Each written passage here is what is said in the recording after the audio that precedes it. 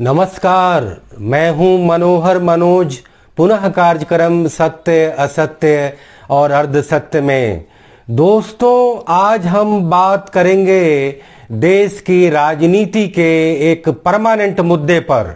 और वह मुद्दा है कि देश में गुड गवर्नेंस हो या गुड गवर्नेंस बनाम स्यूडो सेकुलरिज्म, स्यूडो नेशनलिज्म और स्यूडो सोशलिज्म हो। दोस्तों, भारतीय राजनीतिक व्यवस्था में यह बहुत अरसे से विमर्श हो चला है कि देश में सेकुलरिज्म का कौन सा एस्पेक्ट अपनाया जाए या सेकुलरिज्म को अपनाया जाए या न अपनाया जाए। देश में नेशनलिज्म या राष्ट्रवाद का परचम किस तरीके से फहराया जाए, और तीसरा, देश में सोशलिज्म को लेकर के कौन सा स्वरूप अख्तियार किया जाए। दोस्तों, अगर इन तीनों स्वरूपों को देखा जाए, यानी कि सेकुलरिज्म, नेशनलिज्म और सोशलिज्म, कहीं न कहीं एक मॉडर्न स्टेट के लिए, एक मॉडर्न नेशन स्टेट के लिए ये तीनों एलिमेंट बेहद जरूरी तत्व हैं, बल्कि एक अपरिहार्य तत्व हैं। कोई भी आधुनिक राष्ट्र राज्य व्यवस्था में सेकुलरिज्म का भी होना जरूरी है, नेशनलिज्म का भी होना जरूरी है और सोशलिज्म का भी होना जरूरी है। लेकिन इस नेशन के इस एलिमेंट को, एक राज्य के इस एलिमेंट को जब हम कॉम्पिटिटिव सरकारों को एक डेमोक्रेटिक इलेक्शनियरिंग के जरिए चुनते हैं, तो उन सरकारों के प्रदर्शन में भी कहीं न कहीं ये राज्य का एलिमेंट, ये तीनों एलिमेंट बार बार विमर्श में चला आता है। यानी कि कहीं न कहीं वो सरकारें जो राजनीतिक दलों के मार्फत चुनावों के जरिए विजय लेकर के, विजित होकर के सरकारें बनाती हैं, क्या वो सेकुलरिज्म का, सोशलिज्म का और नेशनलिज्म का और इन तीनों को उल्लेखित करने वाले कॉन्स्टिट्यूशनलिज्म का, यानी कि संविधानवाद का पालन करती हैं या नहीं करती हैं। दोस्तों, मैंने आज के इस कार्यक्रम में एक टॉपिक जो रखा है कि गुड गवर्नेंस, यानी कि सुशासन। कहीं न कहीं वो सुशासन किसी भी सरकार के परफॉर्मेंस की, प्रदर्शन की सबसे बड़ी कसौटी है। और जब हम सुशासन की बात करते हैं तो देश के सभी नागरिकों के उन व्यापक कल्याण की बात करते हैं। हम उस देश की अर्थव्यवस्था, राज व्यवस्था, समाज व्यवस्था, प्रशासनिक व्यवस्था और देश के तमाम संस्थाओं के बेहतरी की बात करते हैं, उनके एक कार्यकुशलता की बात करते हैं, उनके एक लीक प्रूफ गवर्नेंस की बात करते हैं, एक उनके हम प्रोडक्टिव और एक तरह से लेस लेविसनेस वाली उस सरकारी निजाम की बात करते हैं जो वो सारी नीतियां बनाती हैं, वो सारे कानून बनाती हैं जिससे देश की अधिकतम जनसंख्या का अधिकतम कल्याण सुनिश्चित होता है। यानी कि गुड गवर्नेंस हमारे सरकारों की, हमारे चुनाव की और हमारे पॉलिटिकल रिजीम की जो सबसे बड़ी कसौटी होनी चाहिए, जिस कसौटी पर किसी भी पार्टी की या सरकार की सफलता या विफलता उनके स्थायित्व का एक तरह से मानदंड होना चाहिए। लेकिन दुखद पहलू ये है कि हमारे यहाँ सुशासन के मानकों पर सरकारों की कसौटी नहीं तय की जाती और सभी पार्टियां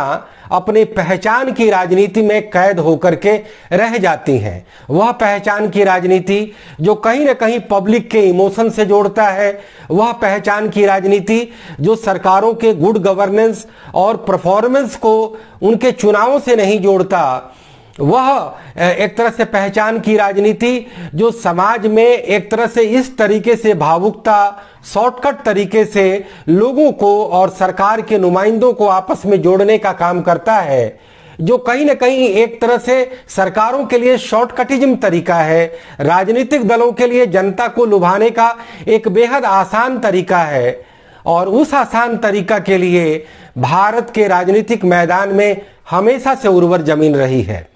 दोस्तों, देश में 1947 में आज़ादी के बाद जब संविधान का निर्माण हो रहा था, तो उस संविधान में देश के स्टार्ट क्राफ्ट को लेकर के, देश के राज्य शासन व्यवस्था को चलाने को लेकर के तमाम पहलुओं को इंगित किया गया। लोकतंत्र के तमाम अंगों के कार्य प्रणालियों को एक तरह से उसमें चर्चा दी गई। कुल मिलाकर के यह तय हुआ कि हमारे यहाँ किस तरीके की डेमोक्रेसी होगी, डेमोक्रेसी के चारों अंगों के अधिकार, कार्य और शक्तियां क्या होंगी, नागरिकों के अधिकार और शक्तियां क्या होंगी, केंद्र और राज्यों के बीच के संबंध क्या होंगे, सरकारों के आमदनी करने के तरीके और सरकारी खजाने के उपयोग को लेकर के कौन सी संस्थाएं कार्य करेंगी। कुल मिलाकर के जब संविधानवाद बन रहा था तो उसकी प्रस्तावना में कहीं न कहीं सोशलिज्म, सेकुलरिज्म, अवसर की समानता और वी द पीपुल का एक तरह से कॉन्सेप्ट जोड़ा गया। कई लोग यह भी कहते हैं कि सेकुलरिज्म 42वें संविधान संशोधन के जरिए 1970 के दशक में भारत के संविधान में आया, लेकिन हमें इस बात को मानना पड़ेगा कि देश में विभाजन के बाद भी जो तरीका हमने अपनाया तो उसमें लोकतंत्र के साथ साथ सेकुलरिज्म उसके इनबिल्ट एलिमेंट थे, और कहीं से भी इस बात को लेकर के संदेह नहीं था कि भारतीय नेशन स्टेट तकनीकी रूप से एक धर्मनिरपेक्ष देश नहीं होगा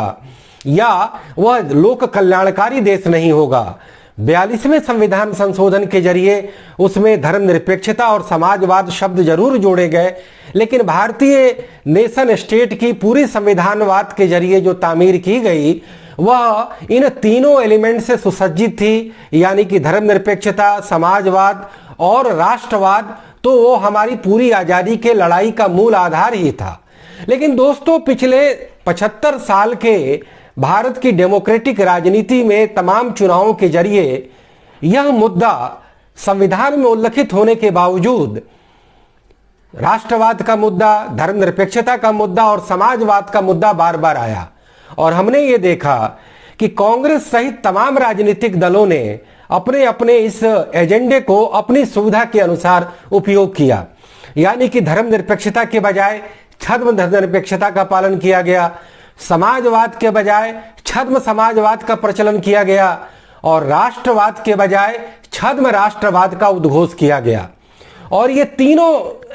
एलिमेंट में जब छद्म जोड़ा गया, यानी कि स्यूडो जब जोड़ा गया,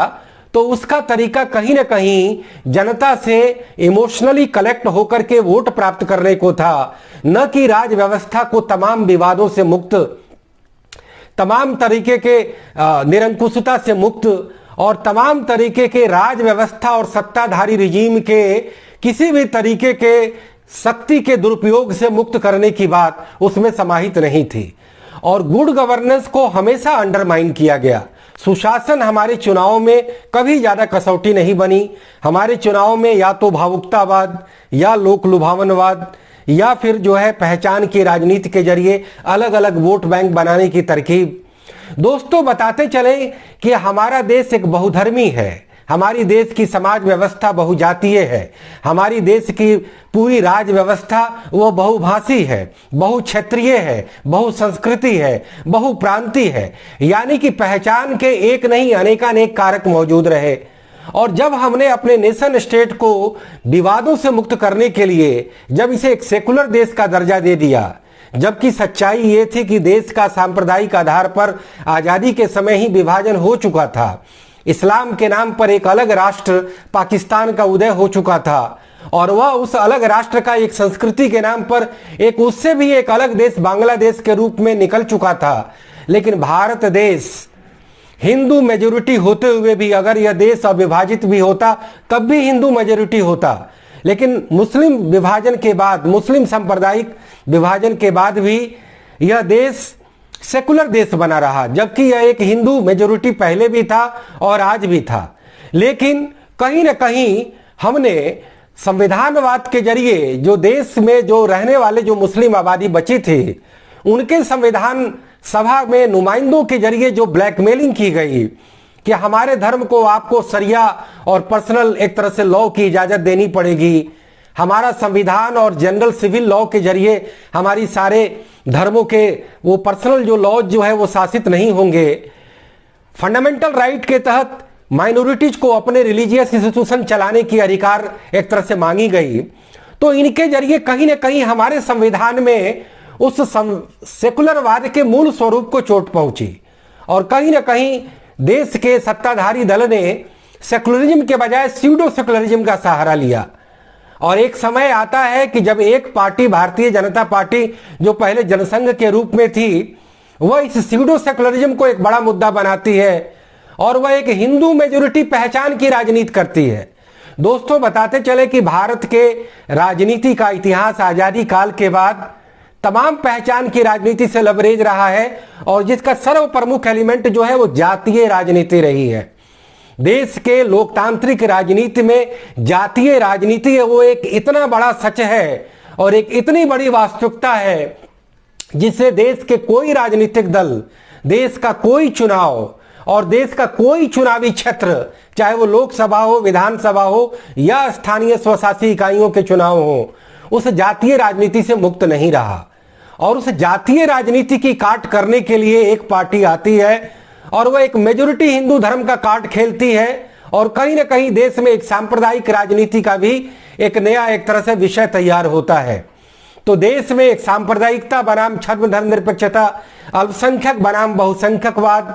समाजवाद की राजनीति का एक लंबा दौर चला कि जब हमने सार्वजनिक क्षेत्रों को बढ़ावा दिया, जब हमने सरकार के नेशनलाइजेशन के अंतर्गत देश की तमाम आर्थिक गतिविधियों को उनके सामने सुपुर्द कर दिया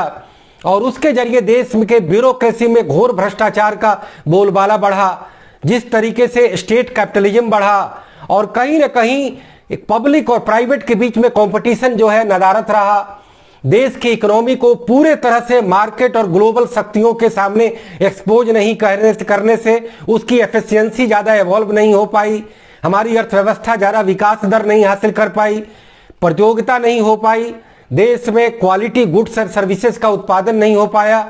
प्राइस कंट्रोल नहीं किया जा सका। तो देश की राजनीति में, देश की अर्थव्यवस्था में और देश के समाज में कई तरीके की विरूपताओं ने जन्म लिया और वो विरूपता इसलिए जन्म ली कि चूंकि हम सेकुलरिज्म के बजाय स्यूडो सेकुलरिज्म का पालन कर रहे थे। हम प्योर सोशलिज्म के बहाने हम एक तरह से स्यूडो सोशलिज्म कर रहे थे जिसमें गरीबों और मजलूमों के नाम से बड़े बड़े भावुक व्याख्यान तो दिए जाते थे, लेकिन सत्ता के निजाम में नौकरशाही का बोलबाला था, नेताशाही का बोलबाला था और आम जनता को वो सारे फायदे नहीं पहुंच रहे थे। सोशलिज्म के बहाने हमने बाजार शक्तियों को पूरी तरह से उभरने नहीं दिया और स्टेट कैपिटलिज्म के जरिए ब्यूरोक्रेसी के एक भयावह भ्रष्टाचार को हमने एक तरह से साक्षात दर्शन किया। इसी तरीके से एक पार्टी जब देश में राष्ट्रवाद का, सांस्कृतिक राष्ट्रवाद का और हिंदू नेशनलिज्म का एक तरह से नारा देती है तो कहीं ना कहीं उसके बहाने भी देश में एक नई भाविक राजनीति का एक तरह से मुलम्मा चढ़ाया गया और देश में एक मल्टी पार्टी कॉम्पिटिटिव डेमोक्रेसी का जो स्वरूप तैयार होना चाहिए वह स्वरूप पहले जातीय राजनीति की भेंट चढ़ा, बाद में वो कहीं ना कहीं सांप्रदायिक राजनीति की भेंट चढ़ा। तो कहीं ना कहीं मुस्लिम संप्रदायवाद भी चला, हिंदू संप्रदायवाद भी चला, तमाम जातियों का एक तरह से वाद चला, सरकारी क्षेत्र के जरिए लोक लुभावनवाद की बात चली, बाजारवाद के जरिए कहीं न कहीं निजी कंपनियों को बिना प्रतियोगिता के, बिना रेगुलेशन के, बिना नियमन और किराया प्राधिकरण के कहीं उनको भी छूट दे दी गई। तो एक तरह से समूचे देश की राज व्यवस्था में, समाज व्यवस्था में और अर्थव्यवस्था में एक लेवल प्लेइंग अभाव रहा, एक लेवल प्लेइंग फील्ड का अभाव रहा जिसमें एक बराबर तरीके से सबको डील किया जाए, जहां पर फुली पॉलिसी ड्रिवन सिस्टम हो, जहां एक तरह से फुल रूप में रेगुलेशन काम करता हो, जब चीजें केवल संविधानवाद के जरिए निर्धारित होती हो, कानून और नियम के जरिए सारे अपॉइंटमेंट होते हो, जहां पर डिस्क्रिशनरी पावर ना तो पॉलिटिकल पार्टीज में होता हो और न ही किसी सत्ता तंत्र में होता हो। तो देश में आज मैंने ये मुद्दा इसलिए आपके टॉपिक के लिए चुना कि सारी समस्याओं की एक तरह से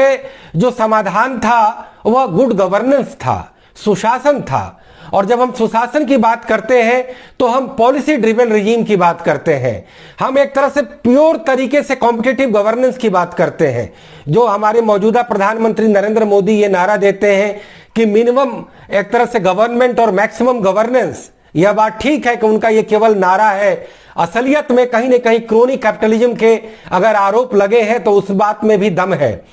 बैकडोर से प्राइवेट सेक्टर को एंट्री देने की बात है तो उसमें भी दम है। और कहीं ना कहीं पहचान की राजनीति को निर्मूल करने के लिए जो एक पॉलिटिकल इन्वायरमेंट और एक इक्वल लेवल प्लेइंग फील्ड लाना चाहिए था, उसका हमें अभाव दिखा है। दोस्तों, आज अभी देश के करीब 4-5 राज्यों में चुनाव होने जा रहे हैं और उन 4-5 राज्यों में बंगाल और असम का चुनाव बेहद महत्वपूर्ण है। और ये इस टॉपिक चुनने की वजह यह है स्यूडो सेक्युलरिज्म और स्यूडो नेशनलिज्म, कि स्यूडो सेक्युलरिज्म कहीं ना कहीं वो एक कांग्रेस पार्टी पर चस्पा होता है, जो पार्टी आजादी के पहले एक पूरी तौर पे सेकुलर पार्टी थी, जिसके सारे सपोर्ट बेस थे, लेकिन उसकी सेक्युलरिज्म देश के सांप्रदायिक विभाजन के जरिए विफल होने से दफन हो गई। लेकिन आजादी के बाद वह कांग्रेस पार्टी कहीं ना कहीं अपने सेक्युलरिज्म के नारे को लेकर के पूरी तरह ईमानदार नहीं होती है, जो कि कभी एक तरह से 3 तलाक के मुद्दे पर वह एक कानून बदलती है और एक मुस्लिम महिला को अपने अधिकारों से वंचित करती है, क्योंकि उन्हें कहीं ना कहीं एक मुस्लिम कट्टरपंथी आबादी को खुश करना था। तो दूसरी तरफ हिंदू कट्टरपंथी आबादी को खुश करने के लिए विवादास्पद राम मंदिर में लगे ताले को खुलवाती भी है। इसी तरीके से अभी की बात करें कांग्रेस की, तो वो बंगाल में एक तरह से एक फंडामेंटल क्रेलिक्स के साथ समझौता करती है। एक कोई वहां का एक रिलीजियस मुस्लिम लीडर है मिस्टर सिद्दीकी, उसके साथ कांग्रेस पार्टी समझौते करती है।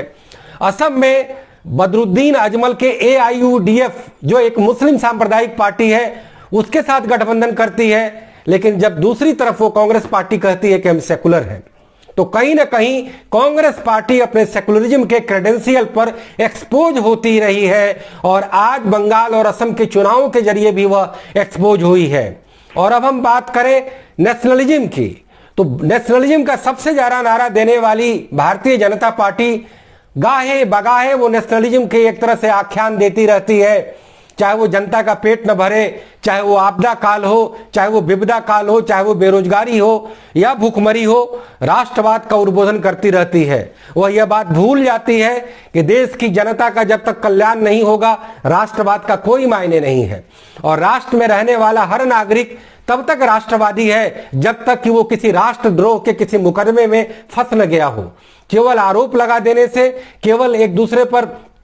प्रतिक्रिया व्यक्त कर देने से और बार बार चर्चा कर देने से कोई गैर राष्ट्रवादी नहीं हो जाता है, जब तक कि हम उसे कानून और संविधान के जरिए राष्ट्रद्रोही साबित न कर दें। और जब नेशनलिज्म की बात आती है, जब हिंदू एक तरह से धर्म की रक्षा की बात आती है, तो हमने यह भी देखा है कि कई लोगों ने गो रक्षा के नाम पर बड़े बड़े नारे किए,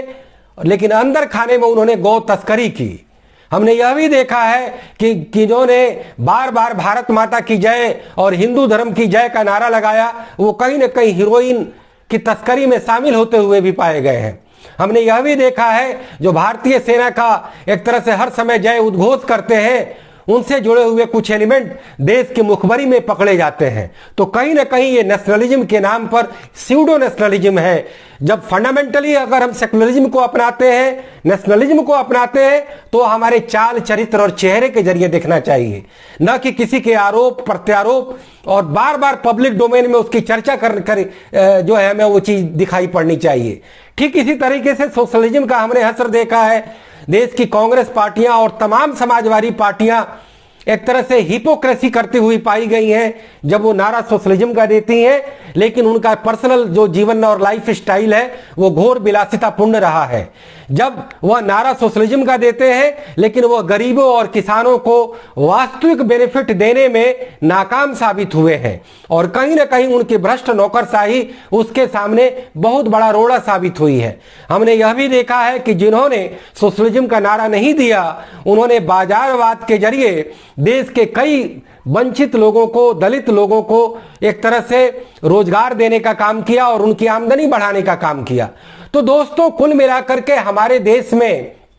जो ये बार बार गाहे बगाहे सेकुलरिज्म का विमर्श चलता रहता है, नेशनलिज्म का विमर्श चलता रहता है, सोशलिज्म का विमर्श चलता रहता है, हमें उसके मूल तत्वों की पहचान करनी होगी। हमें ये देखना होगा कि हमारा वो रिजीम, हमारा वो निजाम आखिर कितने तन मन धन से और कितनी बेहतर नीयत और नीति से काम करता है, जिससे सचमुच गुड गवर्नेंस प्रिवेल होता हो, जिसमें सचमुच जनता का वास्तविक राज दिखाई पड़ता हो, जिसमें जनता का व्यापक कल्याण दिखाई देता हो, जिसमें जनता का सामाजिक न्याय नहीं विराट और असल सामाजिक न्याय दिखता हो, जिसमें धर्मनिरपेक्षता एक तरह से असल स्वरूप में सामने आती हो, जिसमें टेक्निकली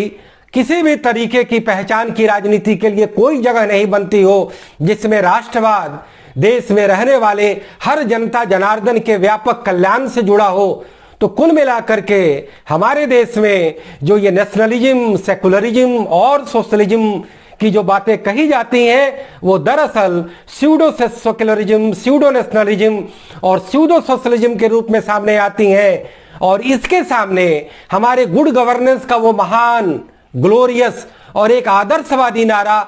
एक तरह से उसकी भेंट चढ़ जाता है। और तमाम सरकारें पूरी तौर पे कॉम्पिटिटिव रूप से और पूरी एफिशिएंसी के साथ अपना प्रदर्शन नहीं दिखाती हैं। और जब वो विफल होती हैं, जब वो फेल होती हैं, तो वो तुरंत पहचान की राजनीति का सहारा लेती हैं और बड़े शॉर्टकट तरीके से कभी जातिवाद, तो कभी संप्रदायवाद, तो कभी कथित राष्ट्रवाद, तो कथित सेकुलरवाद, तो कथित लोक लुभावनवाद, तो कथित खजाना लुटावनवाद, तो कथित सामाजिक न्यायवाद के जरिए अपनी विफलता को ढकने का प्रयास करती हैं। दोस्तों, मैं इस मुद्दे को अब मैं आपके विचारार्थ छोड़े जाता हूं, क्योंकि हमारा मकसद